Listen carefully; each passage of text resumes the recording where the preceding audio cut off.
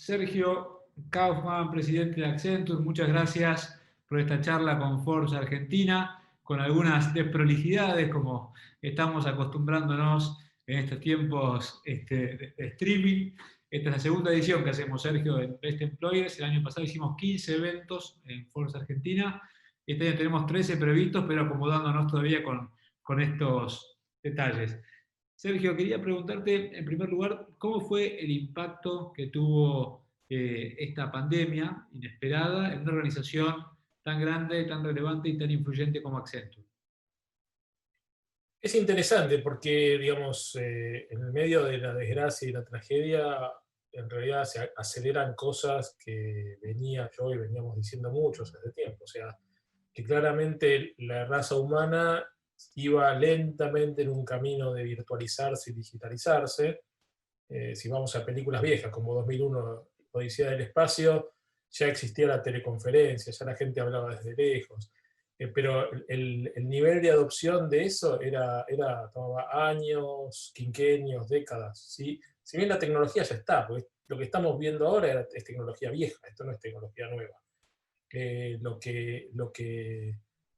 Lo que cambió, digamos, exponencialmente son las conductas humanas. O sea, todos nos acostumbramos a ver las curvas exponenciales del virus, y en realidad el exponencial también explica muchos de los cambios en la sociedad, en la economía y en los negocios y el empleo.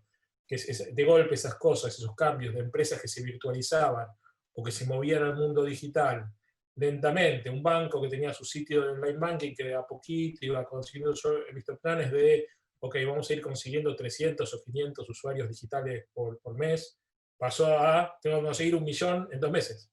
O sea, Claro, eso es exponencial. Entonces, claro. eso a una compañía como Accenture, que tiene 500.000 de personas en el mundo, 10.000 en Argentina, 10.000 profesionales, que lo que hacen todo el día es obsesionarse cómo son los cambios culturales, los cambios de procesos, los cambios de negocio y los cambios tecnológicos, que ponen el mundo patas de arriba, digamos, en el sentido de que vas a lo virtual y al negocio multiplicado no por 100%, sino 10 veces, que es lo que te da lo virtual. Bueno, todo eso confluyó como la tormenta perfecta en esta pandemia. Exactamente. Y contame, Sergio, ¿cuál fue el desafío puntual más complejo? Porque me imagino cuando tenían la previsión hecha para el 2020 no incluía una pandemia. Entonces, la pregunta es, ¿cuál es el impacto que ustedes tuvieron y qué tan rápido pudieron reorganizar una compañía que hay que hacerlo en forma inmediata y veloz, una compañía de semejante envergadura? En Argentina, las 10.000 personas, nosotros en realidad mandamos, o sea, nosotros ya teníamos un plan de 2 veces por semana, las personas trabajaban de su casa. Nosotros tenemos un plan donde le pagamos obviamente la conectividad, la tecnología, la computadora, para que todo el mundo tenga todas las condiciones de trabajo remotas. Y unas semanas antes de lo que fue la cuarentena aquí, y un poco viendo lo que pasaba en el mundo, ya mandamos todo el mundo a la casa. Por suerte, pudimos tener desde el punto de vista de prioridad de la gente, que es lo primero, porque en realidad la empresa es la gente. La verdad que nos fue muy bien en términos de contención interna de la pandemia. No tuvimos ningún evento disruptivo ni complicado, con lo cual mandamos las 10.000 personas a su casa. Y rápidamente, digamos, ajustamos un montón de metodologías y procedimientos que ya estaban, pero de vuelta, exponencialmente. Lo que era para 2 días por semana pasó a ser todo el tiempo. Y desde el punto de vista operativo muy bien, diría 100%, de hecho, incluso con temas de productividad que mejoramos.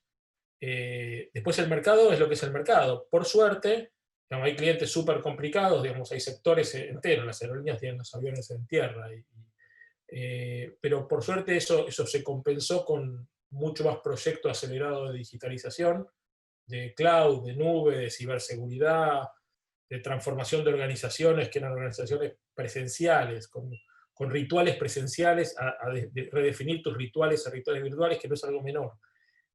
Todo eso, Grupo de Proyectos, la verdad que compensó muchas de las cosas del primer mercado, y diría hoy estamos, digamos, probablemente en el 100% o 95% de lo que estábamos antes. Nosotros tenemos la mitad de la gente que exporta servicios a Argentina. De hecho, es el principal exportador del país de servicios, y eso se mantiene firme.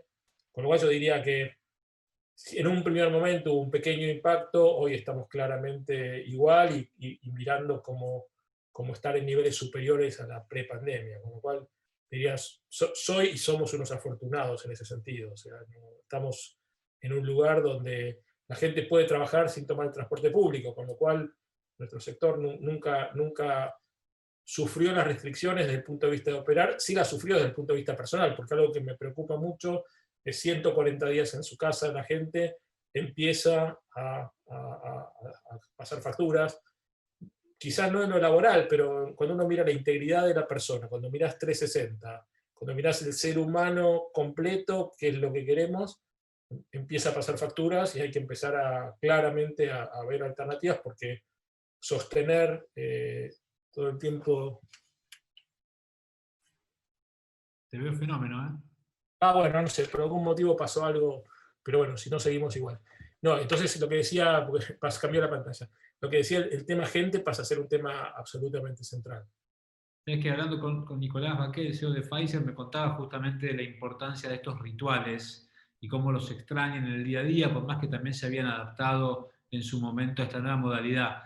¿Vos cómo percibís? Recién destacaste el tema de estos rituales presenciales que no están. ¿Cuál es el impacto concreto que vos sentís o cómo te afecta en lo personal? Ya no solo en lo organizacional, el tema de 100% vía streaming.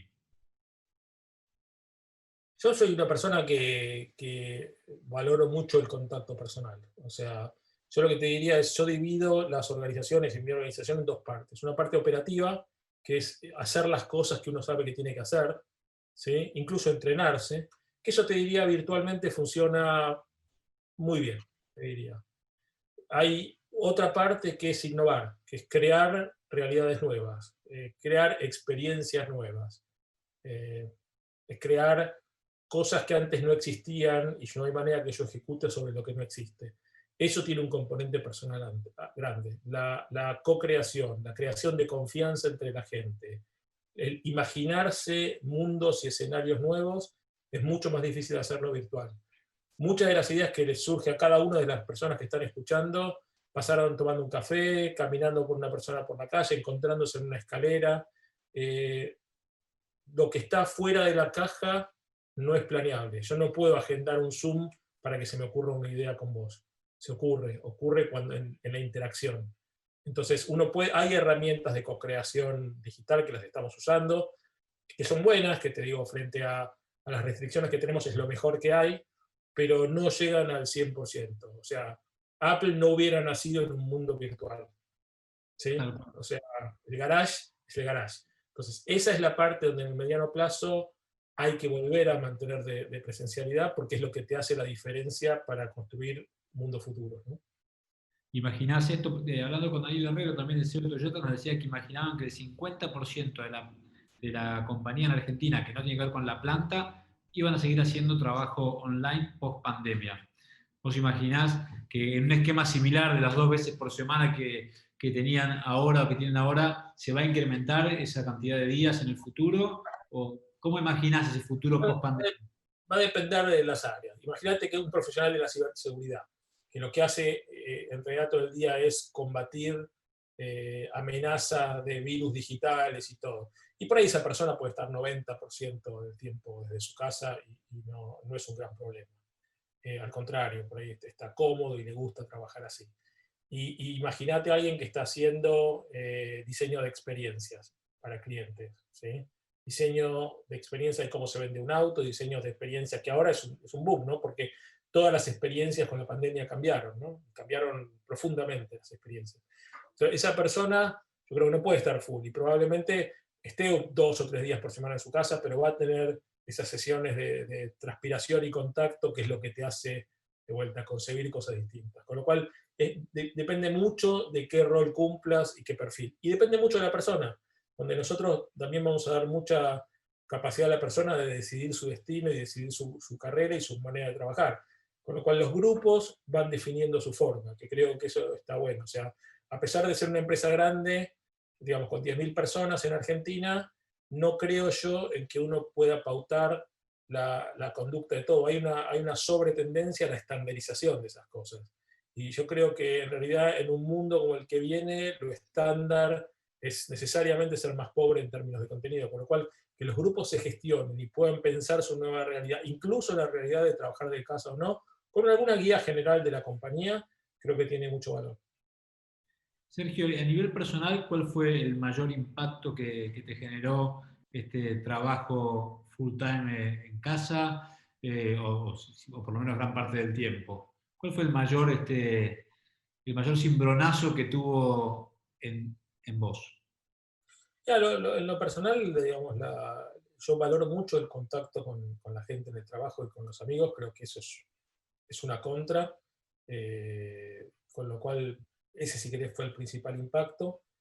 Y redefinir lo que es tu casa, ¿no? O sea, la casa era un lugar, para una persona bastante activa como soy yo, la casa era el lugar para dormir. Y de a poco se transformó en mucho más que eso, donde tenés que armarte en un rinconcito un gimnasio y tenés que también tener como esto, tu oficina, que antes era mi oficina y un día por semana por ahí trabajaba acá, pasó a ser casi el escenario de todo lo que uno trabaja, ¿no? Hay ideas creativas donde uno por ahí escucha una conferencia y bueno, cómo acomodo mi tiempo de cosas que no podía hacer, o sea, por ahí puedo escuchar una conferencia que no tengo que hablar y me subo a la bicicleta y me hago una clase de spinning mientras estoy escuchando la conferencia, o sea, hay un montón de cosas que con todo lo malo que tiene que estar enclaustrado, te dan potencialidades de hacer cosas totalmente distintas.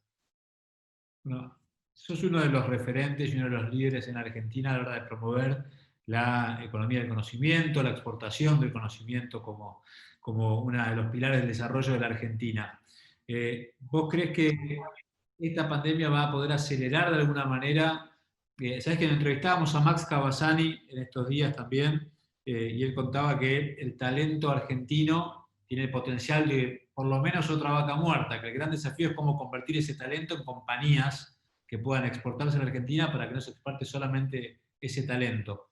¿Vos coincidís con esa mirada y crees que post pandemia puede haber algún cambio, que haya mayores incentivos para la economía del conocimiento como uno de los pilares de desarrollo en Argentina?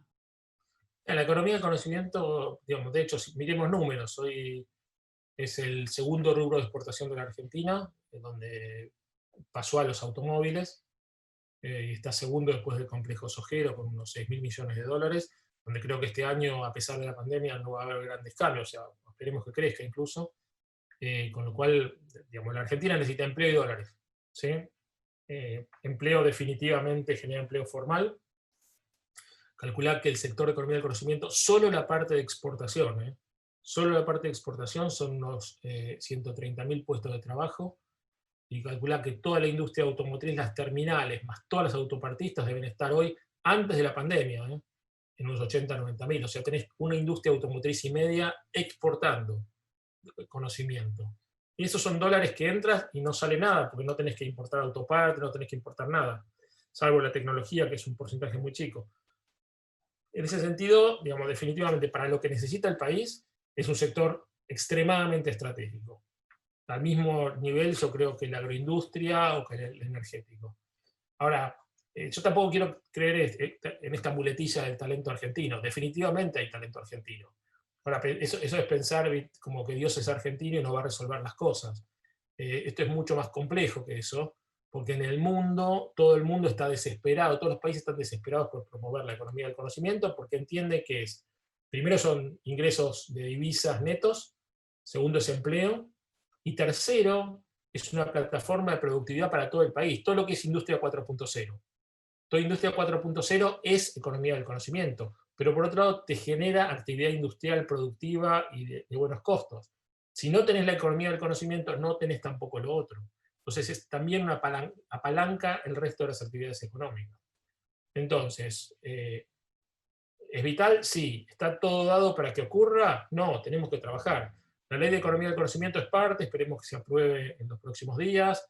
Las empresas tenemos que trabajar, las empresas tenemos que emplear, las empresas tenemos que invertir y arriesgar, y crecer generando empleo siempre. Para mí la base es el empleo. Digamos, vos dijiste empleo para generar empresas, yo creo que es empresas para generar empleo. Creo que el empleo es lo central, la economía del conocimiento. Empleo significa divisas, empleo significa una persona que tiene una ocupación formal, empleo significa que la persona va creciendo, distinto a una máquina, que uno la compra y se amortiza o queda obsoleta. Una persona en la economía del conocimiento se va formando cada vez más, vale más para el mundo a medida que toma experiencia, con lo cual es una gran bola de nieve que bien gestionada y bien pensada, creo que es una palanca grande para el país. Imagínate cuáles son los grandes temas de la pandemia. La virtualización, es todo economía del conocimiento. Toda la redefinición de empresas y procesos y plataformas, que todo el mundo está hablando, economía del conocimiento. Ciberseguridad, uno de los trabajos mejor pagos del mundo hoy, economía del conocimiento. Con lo cual, estamos hablando de que el mundo, cada vez más, esta especie de tsunami del COVID, te está llevando a que gravite las economías alrededor de la economía del conocimiento. Si te fijas, muchas de las grandes peleas entre China y Estados Unidos no es por la exportación de grano, ni la exportación ni siquiera de artículos industriales. Es por la propiedad intelectual y la capacidad de generar conocimiento. Entonces, esa es la pelea grande geopolítica del mundo. Y acá si Argentina no se sienta en la mesa haciendo cosas donde no es simplemente confiar en el talento que ya existe, sino como genero mucho más talento. Yo siempre digo, en Argentina se forman algunos cientos de ingenieros por año, por tomar una profesión nada más. Lo mismo pasa con gente de tecnología, lo mismo pasa con matemáticos. India los genera de millones. Entonces, ¿qué chance tenemos de competir si no nos tomamos en serio la formación de la gente? Entonces, yo creo que no es algo que está dado, es una oportunidad, pero es un tren que pasa. ¿Cómo estamos del 1 al 10 en ese punto de partida? Yo te diría probablemente 6 para, Bastante para, bien. para, Pensé que iba a ser para, más pesimista. para compararnos donde India probablemente es 8, donde sectores tomando como 10 sectores de innovación europeos, algunos sectores de Estados Unidos, algunos sectores en Israel, esos tomándolos como 10 y estamos en 6, pero hay otros como Polonia, como la India, que están un poquito arriba. No pensemos que estamos primeros. Colombia mismo, ya que estaba atrás, nos igualó. Entonces ahí tenemos si querés, una posición buena, pero una tendencia para mirarlo con cuidado.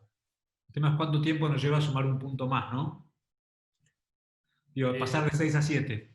y ojalá que sea poco. En general tendemos a debatir demasiado las cosas nosotros. Yo lo que te digo es, la India tiene empleos del conocimiento, el orden de magnitud de 10 a 15 millones exportando. 1% del market share mundial nos llevemos de la India son 150.000 puestos de trabajo, casi 2 industrias enteras automotrices de empleo. 1%. ¿Vale la pena el desafío? ¿Vale la pena pensar un país alrededor de eso? Me parece que sí. ¿Cuánto nos condiciona la volatilidad y las crisis históricas de la Argentina para poder implementarlo, digo, llevarlo más allá del deseo y del rumbo a la implementación concreta, a incentivos concretos que puedan generar estas inversiones? Yo creo que el contexto argentino, bueno, y ahora lamentablemente empeorado con el tema del COVID, lo que te genera son distracciones, ¿sí? Muchas. Como que es como la economía del conocimiento es como que filtra como el agua en alrededor de las piedras. O sea, si vos la dejás va a crecer igual. El tema es cuando distraes, ¿viste? Y cuando estás preocupado por otras cosas, por ahí donde debería uno estar pensando en cómo hago un hub nuevo de ciberseguridad en la Argentina, estás viendo bueno, un montón de cosas de coyuntura que te distraen. Esto nos contaba uno de los fundadores de Taringa, que se fue a vivir a Estados Unidos y dijo, ya la verdad que increíble el tiempo que gané en distracciones que no tenían que ver con mi trabajo y que ahora directamente estamos en el core. Te pregunto, Sergio, se habla mucho, por supuesto, como y Accenture es uno de los pioneros en temas de inclusión en la Argentina, de políticas de género. También, del 1 al 10, ¿en qué punto estamos con estos avances que por lo menos se perciben en los últimos tiempos y qué camino falta por recorrer? Dejar hacer una observación sobre un poco los emprendedores que se van afuera, que escucho y qué sé yo. Yo, Sí. digamos, no juzgo a nadie, todo el mundo tiene derecho a irse donde quiera. Yo creo que personalmente yo me veo con responsabilidad a mí me formó la educación pública en Argentina y crecí basado en eso y la verdad que me fue bien. Y yo me siento con la responsabilidad de tratar de que a la Argentina le vaya bien. ¿Sí? Digamos, y ponerle foco y pelearla y saber que no todo es rosa en ningún lado del mundo. pero creo que un poco los líderes tenemos responsabilidad de generar futuro para otros. O sea, como esa película Pay It Forward, ¿no? Que uno tiene que dejar para la generación que viene un buen legado. Y parte del legado es lo que recibimos nosotros, y creo que hay que quedarse para empujar. Me parece un gesto importante de todos los que tienen la suerte de tener un rol de liderazgo y ya sido exitoso. Perdón la pregunta, perdón por la No, digresión. no, La pregunta. no, no, en relación a inclusión, políticas de inclusión y de igualdad de género, políticas de equidad, Accenture es uno de los que está siempre en la vanguardia, lo ha sido. Quería preguntarte también cómo estamos, del 1 al 10, más allá de las percepciones de los avances de los últimos tiempos, y qué camino falta por recorrer. Cuando hablamos de una industria que necesita creatividad e innovación, no hay manera de... A ver, si yo, viste ese jueguito donde uno dobla un papel, recorta y salen todos personitas iguales, en general varones, ¿sí? Si yo elijo mis equipos con ese criterio, nunca voy a tener algo creativo e innovador. Lo distinto es lo que innova, lo diferente. Eso vale para pensar diferente, que nos cuesta mucho, porque en general armamos el equipo de fútbol, de vóley, lo que sea, con nuestros amigos que piensan igual, nos entendemos con señas. O todos vieron que a veces se arma un equipo y dicen, qué bueno este equipo, porque ya me entiendo con señas de todo, no tengo ni que hablarlo, un equipo de trabajo, lo que sea. Y eso uno tiende a pensar que es bueno, no, eso es malo. Eso es malo porque cuando te entendés por señas por todo, quiere decir que nada nuevo va a surgir de ahí. Y tener gente que es un poco molesta porque te trae cosas fuera de lo que uno espera es vital en una organización que quiere ser innovadora. Entonces, cuando uno habla de diversidad, no es un gesto de ser políticamente correcto, es un gesto de supervivencia. Hoy la supervivencia. Y quiero hablar de una palabrita que todos escuchamos mucho y que ya está recontragastada, que es la tolerancia. Yo creo que la tolerancia es una palabra pobre, en el sentido que si yo tolero a cualquier otra persona, es porque mucho no me la banco y bueno, hago un esfuerzo y la tolero para convivir. Pero es muy difícil que aprenda esa persona, es muy difícil que esa persona me haga ser mejor o me haga pensar distinto porque estoy tolerando. Yo creo que hay que ser superadores de la palabra tolerancia y ser, digamos, hay un filósofo que se llama Derrida que habla de hospitalidad, ¿sí? De recibir las cosas, porque una cosa es cuando yo tolero a alguien, difícil que ese alguien me cambie y me mejore. Cuando lo recibo con gusto, en realidad probablemente me cambie, me mejore y me haga ser mejor. Entonces, yo creo que es la época de empezar a dejar de pensar un poco en tolerancia y pensar en hospitalidad, dejar de pensar en gente con la que convivo dificultosamente, pero la banco, a gente que me cambia, ¿sí? Por más distinto que sea. Entonces, esa es la filosofía un poco que hemos seguido en Accenture en los últimos años, donde género, cómo querés vestido, cómo querés definirte como persona, me enriquece. O sea, vení distinto porque distinto es más rico para todos. Y esa es la filosofía, y por eso, digamos, creo que estamos muy contentos con cómo somos todos y cómo nos cambiamos todos. De hecho, somos una compañía que desde el punto de vista de lo que es diversidad, nos enorgullecemos todos los días por lo que tenemos en todas las dimensiones. En el tema mujeres, que creo que es una de las grandes desigualdades que persisten masivamente en todo el mundo. Y eso, yo digo, la discriminación contra las mujeres no es ningún régimen político, porque lo tenés desde la izquierda a la derecha, a todos lados han tenido una discriminación contra las mujeres. En Accenture en Argentina tenemos un 48% de mujeres, pero cuando miras los niveles gerenciales, la parte de arriba, o sea, los que han tenido carrera, tenemos 51% de mujeres. O sea, tenemos si quieres, naturalmente se ha ido dando una discriminación inversa, ¿no? Obviamente por méritos y por la capacidad de estar. Pero eso es cuando habilitas un poco la hospitalidad. ¿Qué tengo para aprender de vos? Y bueno, de los que tengo más de aprender seguramente van a hacer más carrera. Sergio, ¿crees que la inclusión es uno de los desafíos por delante a nivel de las compañías? Digo, está claro que el principal responsable de trabajar porque se solucionen los niveles de pobreza estructural que hay en la Argentina es el Estado, pero quería preguntarte qué se hace y si es suficiente lo que se hace del sector privado para tratar de incluir a ese porcentaje enorme de la población que no va a poder acceder a puestos determinantes, digamos, ¿no? Que están en una etapa primaria de la inclusión. ¿Crees que hay mucho por hacer? ¿Crees que es un obstáculo difícil para el sector privado, que tiene que estar solamente delegado en el sector público, o que se puede trabajar más? De ninguna manera pienso que es solo el sector público. Cuando hablamos de empleo de calidad, el sector público necesita empleos privados que contribuyan a la seguridad social y a los impuestos para bancar las funciones del Estado que son importantes. Entonces acá el sector privado es esencial. Si hablan de que salimos de la pandemia con un nivel de pobreza, no sé, son los números cambian todos los días, por 40, 50%. Nunca he visto en la historia argentina, probablemente igual o peor que la crisis del 2001. Y eso uno lo ve como un problema enorme y algo que mucha de la gente joven está deprimida pensando en su futuro.